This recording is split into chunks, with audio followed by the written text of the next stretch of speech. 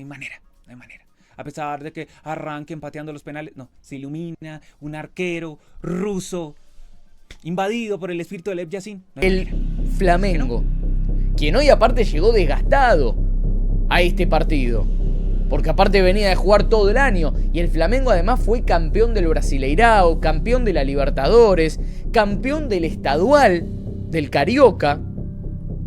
O sea, Flamengo había ganado praticamente todo lo que compete en Brasil. O Flamengo não perdeu essa final. O Flamengo lutou como gigante, enfrentou um PSG milionário, cheio de estrelas, fez o time francês sofrer até o último segundo, levou a decisão para os pênaltis e saiu de cabeça erguida, enquanto muita gente lá fora não acreditava no que estava vendo.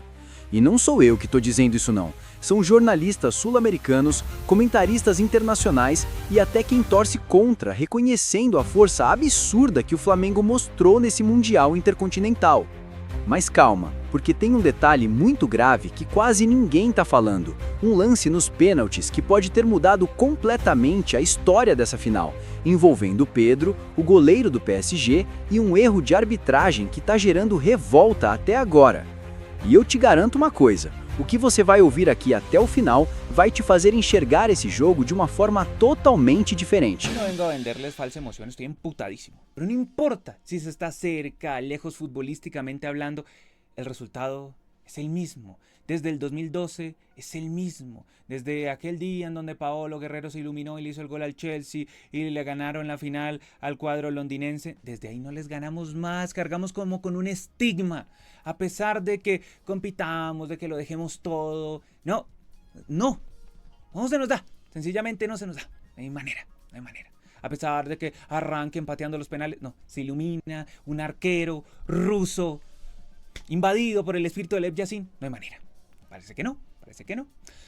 Igual hay que decir que Flamengo compitió, un partido altamente complejo, un partido en donde arrancó mal el Mengao, no podía salir, PSG con la típica presión alta, Flamengo cometía muchos errores, no lograba enhebrar 4 pases continuos el conjunto brasileño y el PSG ya estaba avisando cómo iba a convertir el 1-0. Incluso Flamengo cometía errores de concepto. Me acuerdo el pase malo de Arrascaeta y cómo Rossi, en vez de dejar salir totalmente la pelota para que no quedaran dudas, pues llegó y la metió otra vez a la cancha y metió gol.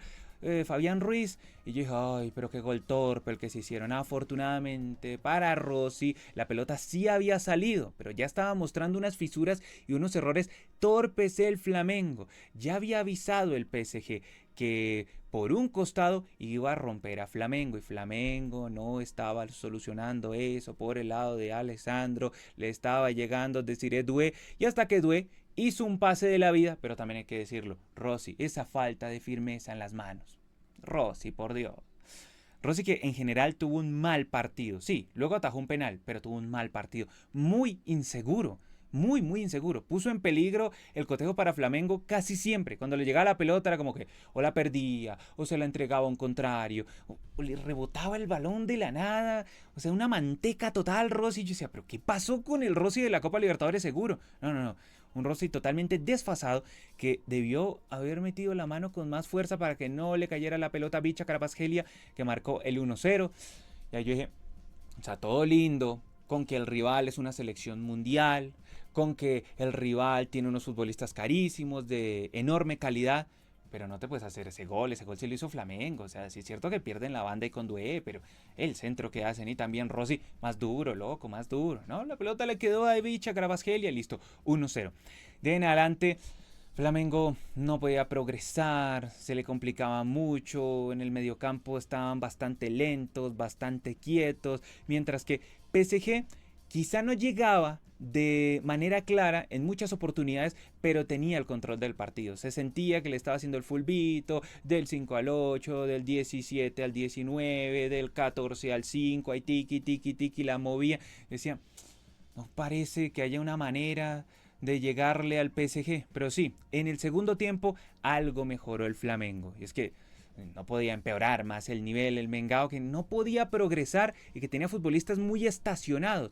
Más allá de algún envión, algún arreón anímico de alguna jugada de Carrascal, de algún desborde de Gonzalito Plata en el primer tiempo. No podía gestar nada interesante el Mengao. Pero ya en la segunda mitad, Filipe Luis se empezó a dar cuenta de que tenía un mediocampo muy lento, un mediocampo muy estacionado, comenzó a hacer las modificaciones. Luego salió Carrascal, que Carrascal, hombre, tampoco es que estuviera haciendo un partido fantástico, pero tampoco era un partido fatal para Carrascal. Parece que estaba haciendo intentos interesantes. Bruno Henrique estaba incluso más estacionado que lo que estaba Carrascal. Carrascal estaba sacándose jugadores de encima, ya se le veía como rebeldía. La rebeldía que yo normalmente le pido a Carrascal se le veía, y así lo sacó el técnico. Pero pues le funcionó al técnico. No sé tanto si le funcionó por no haber sacado a Georgian de Arrascaeta, que Georgian de Arrascaeta es quien termina provocando el penal con el que empata Flamengo, minuto 62, un toquecito de Marquinhos de partido aparte, déjate pasar Marquinhos, hombre, se dejó pasar Marquinhos afortunadamente para Flamengo en ese instante del cotejo. Llegó y hizo un toquecito a Georgian de Arrascaeta, fue suficiente para que el árbitro fuera al VAR, revisara, listo, penal para Flamengo, no se podía dejar pasar esa oportunidad y hay que darle enorme mérito a Jorginho. Tras ver los penales, tras ver toda esa tanda en donde ese arquero ruso invadido por el espíritu de Lev Yashin se lució, hay que darle mérito a Jorginho que engañó al portero, bien pateado. 1-1, 1-1. Yo estaba viendo el partido ahí por Sport TV. Tras ese empate del Mengao, se emocionó, hizo las modificaciones Filipe Luis, ese mediocampo mejoró, también el ingreso de Everton Cebolinha, Nicolás de la Cruz que ingresó muy bien al partido, Saúl Ñíguez ahí más o menos, luego ya en el extratiempo con Luis Araújo y Samuel Lino, Flamengo para seguir recuperando la mitad de la cancha que no la había dominado en casi todo el cotejo, e incluso en un instante del segundo tiempo vimos un Flamengo que movía la pelota y se aproximaba, e incluso en un instante de esa segunda mitad, Flamengo pudo haber marcado, pero el disparo de Plata, también el disparo de Bruno Henrique, otro tiro desviado, o sea, Flamengo tuvo las ocasiones en unos contragolpes tras un momento en donde también el PSG retomó el dominio del partido y generó zozobra. Flamengo llegó a la largue, pero también hay que decir que básicamente fue un milagro si tenemos en cuenta las últimas jugadas del duelo. Porque en una mala salida, me acordás en un centro desde el costado, en una mala salida de Rossi queda la pelota ahí, hacen un disparo al arco del Flamengo e insólita e increíblemente, en vez de definir, Marquinhos lo que hizo fue defender. ¡Defendeu! Como dijo el narrador de Sport TV. ¡Defendeu! Marquinhos, por eso les dije hace un instante, partido aparte para Marquinhos. Porque hizo penal. Y no solo hizo penal para ayudar ahí al Flamengo, sino que sacó una pelota que iba a ser gol para el PSG. Entonces sí, partido aparte. En un instante estaba jugando con 12 Flamengo, con la colaboración de Marquinhos, que igual es brasileño y se dejó pasar. Luego ya en el tiempo extra, con los futbolistas cansados, con los futbolistas absolutamente devastados por la temporada, por la carga de partidos. Bueno, más Flamengo, porque Flamengo está en cierre de temporada, mientras que PSG está a mitad de temporada, pero también hay que decir que PSG, con la carga de partidos por el Mundial de Clubes, pues le ha tocado dosificar bastante a Luis Enrique. Pero en términos de cierre de temporada, claro, Flamengo aquí ya llegaba exigido, recontra exigido, con lo que implica jugar estadual, jugar Brasileirao, Copa Libertadores, con lo que implica también jugar la Copa de Brasil más este Intercontinental. Pues estamos hablando que Flamengo debe tener por encima de 70 partidos, algo así, pero de todas maneras ahí competía, ahí reñía, y a pesar de que hubo una jugada que tranquilamente le pudieron haber dado como penal a PSG, que fue una faltita que le hicieron a Joao Neves, pues el árbitro llegó y dijo, nada, siga, y de esa manera nos fuimos a los cobros desde el punto penal. Quiero creer que el penal que ejecutó Pedro, el tercero para el Flamengo, y que le termina dando una ventaja al Paris Saint-Germain de cara a esta definición por penales, que se pelearon a ver quién los pateaba peor y terminó con el PSG campeón de la Copa Intercontinental. Quiero creer en la buena voluntad del árbitro norteamericano y todo el equipo del VAR, más los directores de cámara de esta final, la cual la vi yo e Infantino. Nadie más en el mundo la vio esta final. En la Argentina, por lo menos, nadie excepto yo se enteró de que este partido se iba a disputar hoy en Doha, en Qatar, en una de las sedes que se disputó el Mundial en el que Argentina fue campeón en 2022. Quiero creer en la buena voluntad del arbitraje y que no haya sido un choreo escandaloso. Porque está claro que Safonov se adelanta 2 pasos para ejecutar el penal, como hacía el Pato Abondancieri, que hacía un paso para la derecha, un paso para la izquierda y atajó. Quiero creer que esa imagen tiene al menos 1 milímetro del botín sobre la línea, porque sí o sí con esta regla en los penales de que tenés que tener uno de los 2 pies en la línea, ese penal debió haber vuelto a ser ejecutado. Aún así, con la displicencia que lo pateó Pedro, está para que Ancelotti lo baje del Mundial, para que Felipe Luis lo baje de las convocatorias a partir de ahora del Flamengo. Se nota que nunca volvió de las lesiones, por eso es suplente. Por eso este Pedro, que era goleador absoluto, hoy es suplente. Y la realidad es que a mi criterio ese penal debió haber sido ejecutado nuevamente. Aún así, se pelearon los dos para ver quién pateaba peor una tanda de penales, que la realidad termina dando como victorioso al Flamengo, al Paris Saint-Germain. Ya estoy descocado con todo lo que vi hoy. Termina dando como victorioso al Paris Saint-Germain en las manos de Safonov, después de atajar 4 penales en la tanda. Y la pregunta que yo me hago es, ¿where is Rossi? Porque el único penal que podía poner en ventaja, podía poner en partido a el PSG era con Méndez, o por ahí el primero con Vitinha. Después, por supuesto, Barcola erró Dembélé, que es un tema aparte, pero hoy Rossi, el primer tiempo, atajó muy mal. Y digamos las cosas como son, el primer tiempo terminó 1-0 de casualidad, porque Rossi a los 9 minutos ya daba un aviso de que iba a estar complicada la tarde-noche en el estadio catarí en Doha. Iba a estar complicada. ¿Por qué? Porque a los 9 minutos le convierte un gol Fabián Ruiz después de que de Arrascaeta tira una pelota hacia atrás y el arquero, en búsqueda de rechazarla, lo que hace es tirarla nuevamente para el centro y termina convirtiendo el gol el Paris Saint-Germain, anulado a instancias del VAR por el árbitro estadounidense. Pero sobre el final del primer tiempo, tras una muy buena corrida de derecha a izquierda, tira un centro, Rossi no la llega a atenazar, que vuelve a cometer un error y ahí sí el Paris Saint-Germain llega al 1-0 con el gol de Kvaratskhelia, el georgiano, que siempre aparece en los partidos importantes.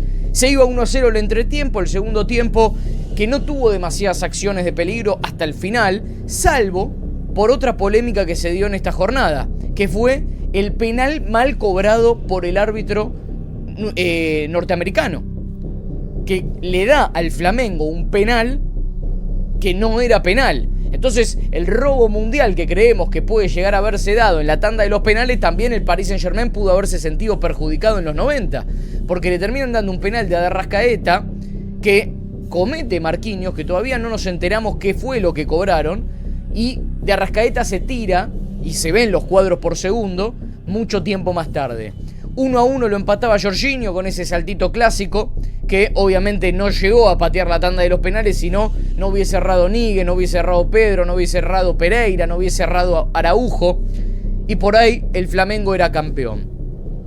Sin embargo, el partido no tuvo demasiadas incidencias, sí se pierde 2 goles increíbles el Paris Saint-Germain, sobre todo en el segundo tiempo y en el tiempo extra.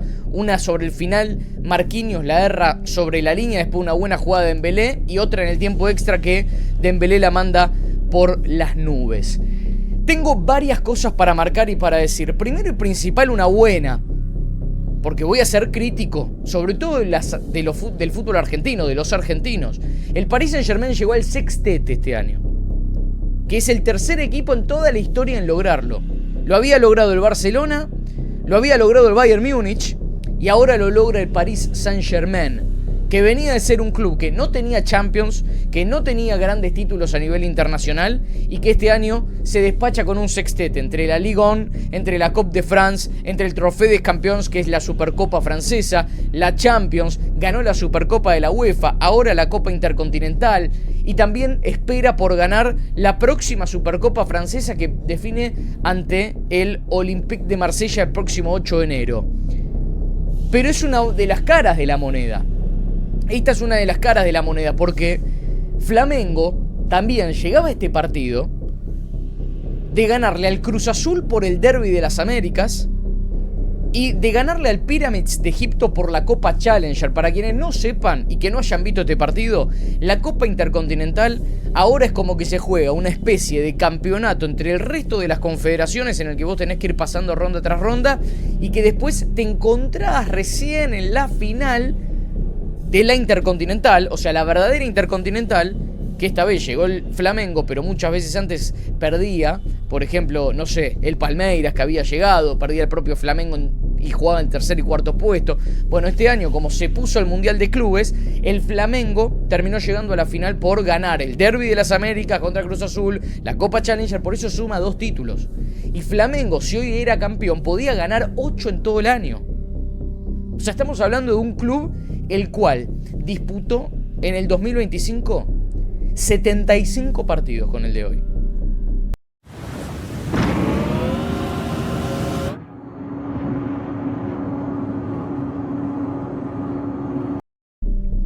Y acá hay un dato clave, que es para entender lo malogrado que está el fútbol argentino y lo poco preparados que están físicamente.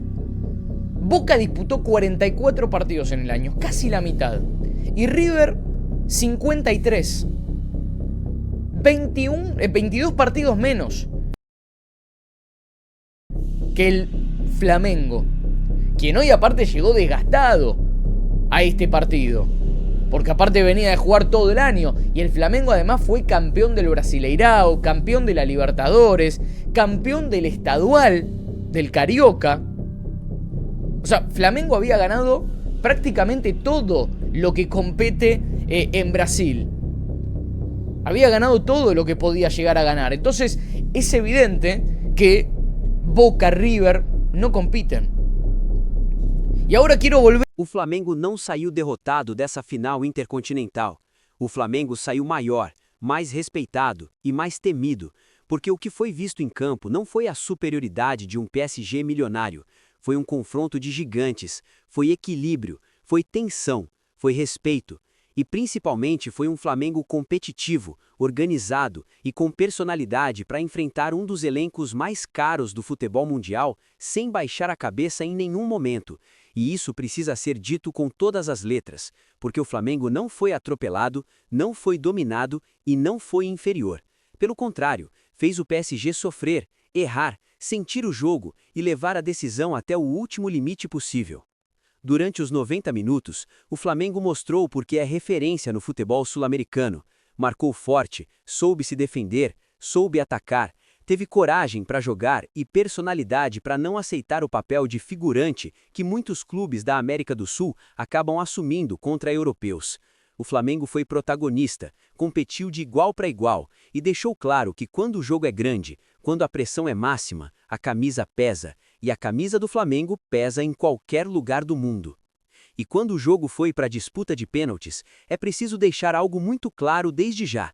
Não foi um jogador, não foi só o Pedro, foram 4 cobranças desperdiçadas, foi uma disputa coletiva, foi uma decisão extrema, onde o desgaste físico, emocional e psicológico já estava no limite. E pênaltis não definem quem foi melhor no jogo, definem quem teve mais frieza naquele momento específico. E ainda assim, essa disputa fica marcada por uma polêmica que não pode ser ignorada, porque houve erro de arbitragem em um dos lances mais decisivos da final. No pênalti cobrado pelo Pedro, o goleiro do PSG se adianta claramente, dá o passo à frente antes da batida, algo que a regra atual não permite, e mesmo assim a cobrança não foi mandada voltar.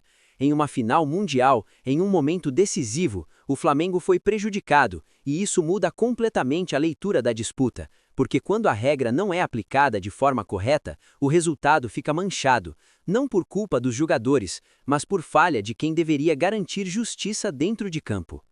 E ainda assim, mesmo com 4 cobranças desperdiçadas, mesmo com a frustração, mesmo com a sensação de injustiça, o Flamengo sai dessa final com algo muito mais valioso do que um troféu.